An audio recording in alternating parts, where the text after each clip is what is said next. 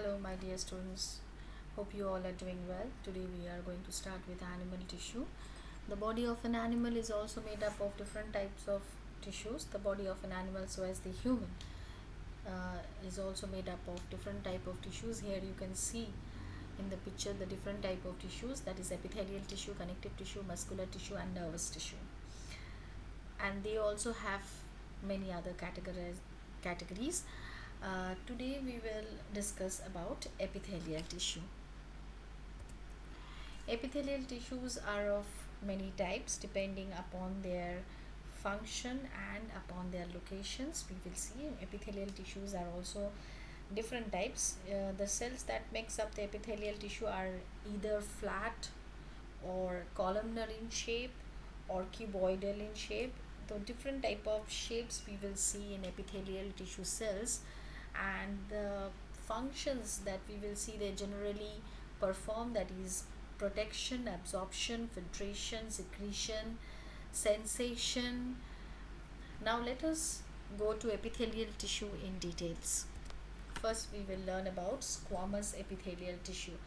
The cells of the squamous epithelial tissue are flat and square like. You can see in the picture all the cells that is making up the epithelial tissue are flat and square like.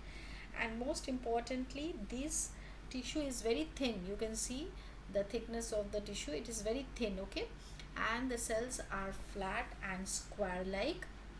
Cells are also called pavement epithelium. This tissue is also known as pavement epithelium. Why? Because the cells are tile like in structure. You can see the cells, they look like a tile, okay, because of its tile like in structure they are also known as pavement epithelial tissue or pavement epithelium. Now where do we find this tissue? We find these tissues in the mouth, lining of the mouth cavity, then lining of the nasal cavities, lining of the lymph and blood vessels. In these places we find this tissue. This tissue uh, perform the function of protecting our body from mechanical injury, from germs, from harmful chemicals and from drying up. It is said that this tissue also form the outer layer of the body, that is the skin of the body. The skin is also made of this type of tissue, and all the other internal organs, the inner lining, especially the mouth and nasal cavity, the inner lining of the organs which have the cavity, the lining of these organs, some organs are also made of this squamous epithelial tissue, so they also protect the organs or the body from drying up. Next we come to cuboidal epithelial tissue. Look at the cuboidal epithelial tissue. The cells are all cube in shape. The shape of the cells are cube like the ice cube. They are cube like in shape, for which it is called as cuboidal epithelial tissue, okay, because of this shape of the cells. Clear? Where do we find them? We find them in kidney tubules and in some ducts of glands. What are ducts? Ducts means the, here I show you, ducts are like this. See, this is just an example of, there are many other ducts in our body. You see this, a duct. A duct is a long tube or a channel which is connected to the gland. Here in the picture you can see the duct connecting to the gallbladder and liver. We know liver is a gland, it is the largest gland of the body. So liver is a gland which secretes a secretion. We know the name of the secretion secreted by liver is a bile. So liver secretes bile, that bile comes to gallbladder, and then from there it goes to the target organ. So the duct, actually you see in the picture, duct is a long tube or a channel which is carrying the secretion secreted by the gland, which carries the secretion from the gland to the targeted organs, okay. So these, here we can see two glands. See, one liver, another one is pancreas. Pancreas is also a gland, no? See, pancreas is also having a duct, pancreatic duct, okay, which is also carrying a secretion from pancreas to the duodenum, means to the targeted organ where it get mixed with food. So we have duct connected to all exocrine glands like liver, pancreas, yes, mammary gland, and then salivary gland. Salivary gland which is present in our mouth, it also have this type of long tubes which carry saliva secreted from the salivary gland and pour it into our mouth, and these tubes are called duct. So we find this tissue, that is cuboidal tissue, in some glandular ducts such as those of salivary glands, pancreatic gland, like that. Okay, next we come to columnar epithelial tissue. Here you can see the shape of the cells making up columnar epithelial tissue. They are long, no? They are usually rectangular and column like in shape. See, they are like pillar. The cells are tall, usually tall in size. Okay, and where do we find them? We generally find them in the inner lining of the stomach and intestine. Look at the cells, how they are arranged. They are arranged one after another vertically. Yes, in this tissue, in this case, we can see they are not piled up. They are arranged vertically one after another, and they are what, tall in size. See, they are column like, pillar like in shape.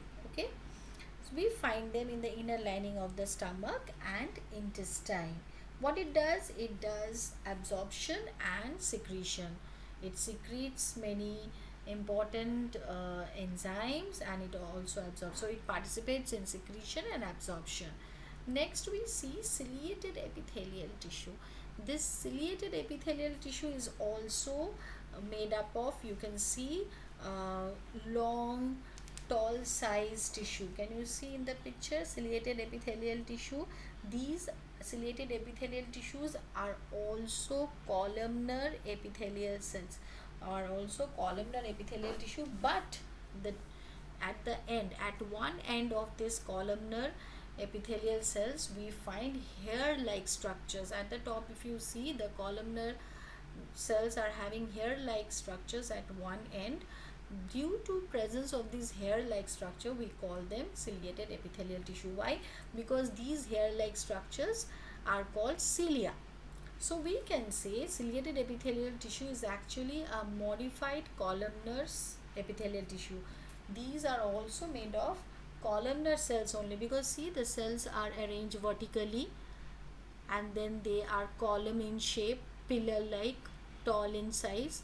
So they are columnar epithelial tissues only, which is having cilia, hair like structures at one end of them.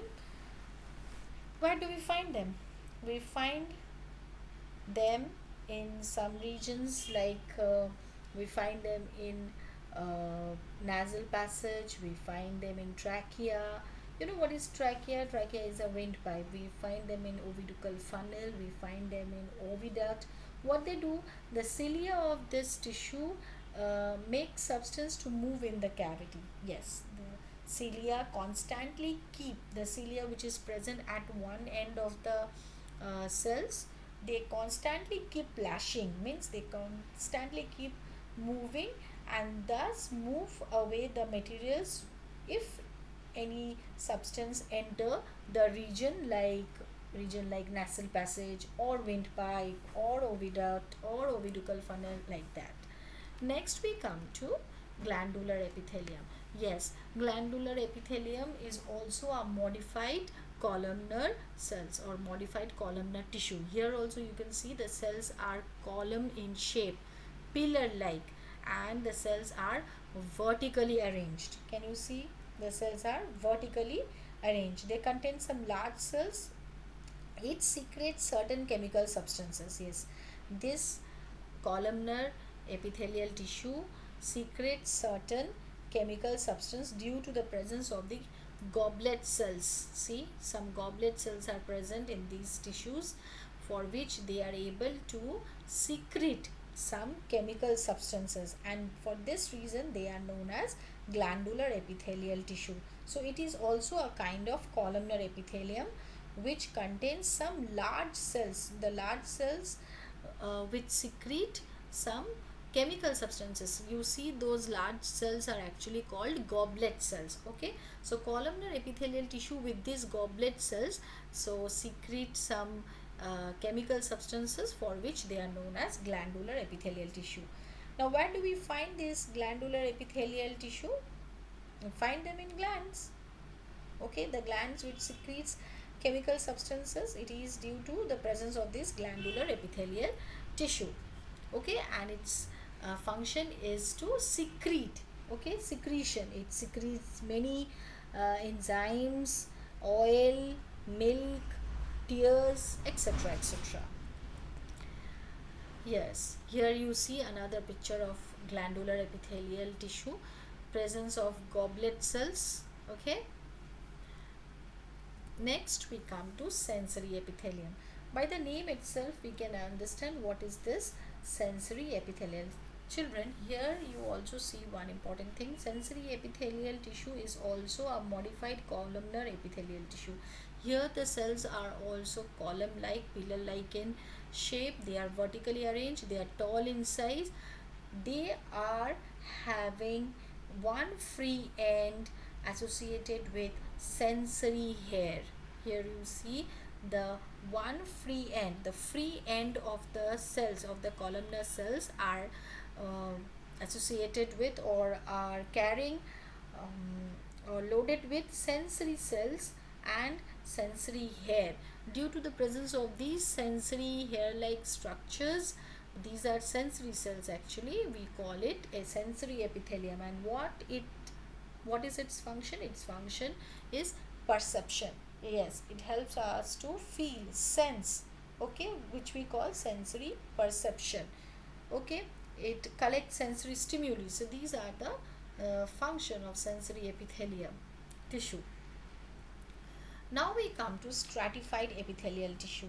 Stratified epithelial tissue, we find them in skin and cornea.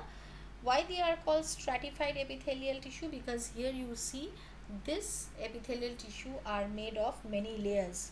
The cells are piled up in layers. They are arranged in layers. See in the picture, it is composed of several layers, one after another. Due to the presence of these several layers, we call them stratified epithelial tissue. We find them in cornea, we find them in skin. Okay, these layers are actually called strata. Okay, it is composed of several layers, and these layers are called strata only. Layers are called strata only. For this reason they are named as stratified epithelial tissue, and we find them in cornea and in skin.